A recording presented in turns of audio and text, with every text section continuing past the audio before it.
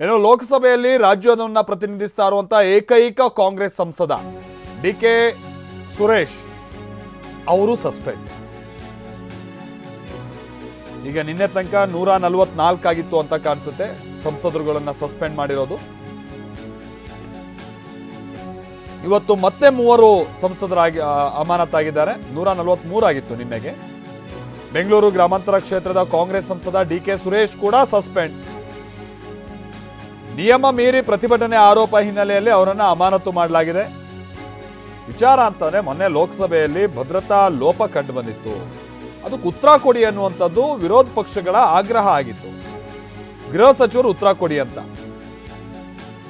ಆದ್ರೆ ನೀವೆಲ್ಲ ಸರಿಯಾಗಿ ವರ್ತನೆ ತೋರಿಸ್ತಾ ಇಲ್ಲ ಅಂತ ಮೇಲೆ ಬ್ಯಾನ್ ಮಾಡ್ತೀವಿ.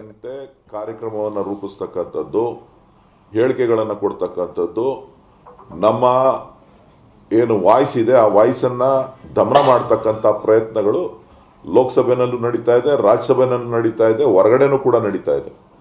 ಇವತ್ತು ನಾವು ನಮ್ಮ ವಾಯ್ಸನ್ನು ತೋರಿಸ್ಬೇಕು ಅಂತ ಅಂದರೆ ನಾವು ಪ್ಲೇ ಕಾರ್ಡ್ಗಳನ್ನು ಹಿಡ್ಕೊಂಡು ಹೋಗ್ಬೇಕಾಗ್ತದೆ.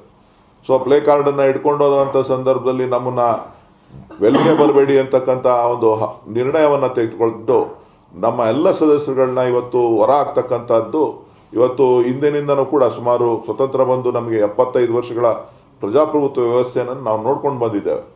ಭಾರತೀಯ ಜನತಾ ಪಕ್ಷದವರು ವಾಜಪೇಯಿ ಅಂತ ನಾಯಕರು, ಅಡ್ವಾಣಿ ಅಂತ ನಾಯಕರು, ರಾಜನಾಥ್ ಸಿಂಗ್ ಅಂತವರು, ಸುಷ್ಮಾ ಸ್ವರಾಜ್ ಅಂತವರು ಕೂಡ ವೆಲ್ನಲ್ಲಿ ಬಂದು ಹೋರಾಟವನ್ನು, ಪ್ರತಿಭಟನೆಯನ್ನು ಪ್ರತಿಯೊಂದು ಹಂತದಲ್ಲೂ ಕೂಡ ಮಾಡಿದ್ದಾರೆ.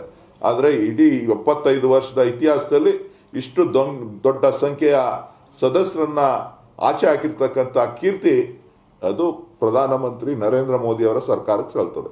ಯಾವ ರೀತಿಯಾಗಿ ವ್ಯಂಗ್ಯವಾಗಿ ಮಾತಾಡಿದ್ದಾರೆ ಅಂತಕ್ಕಂಥದ್ದು ದಾಖಲೆಗಳಲ್ಲಿದೆ, ತಮ್ಮ ಮಾಧ್ಯಮಗಳಲ್ಲಿದೆ.